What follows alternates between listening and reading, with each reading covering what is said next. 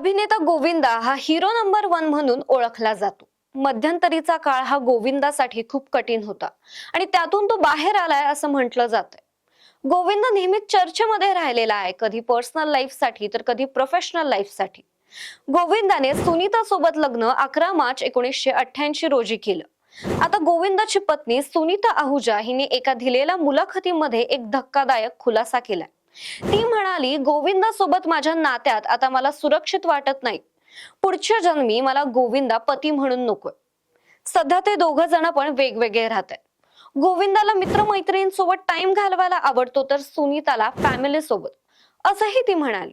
आमची लाईफस्टाईल वेगवेगळ्या आहेत, आमच्या आवडीनिवडी वेगवेगळ्या आहेत।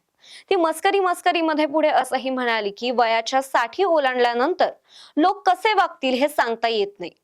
गोविंदाचं वय 60च्या पुढे आहे आणि तो कधी काय करेल हे सांगता येणार नाही। ही मुलाखत आता सगळीकडे व्हायरल होतीये। सुनीता नेहमी तिच्या बिनधास्तपणासाठी ओळखली जाते आणि तिने दिलेल्या या मुलाखतीमुळे सगळीकडे सध्या चर्चा सुरू आहे, ती म्हणजे गोविंदा आणि सुनीता यांच्या नात्याविषयी।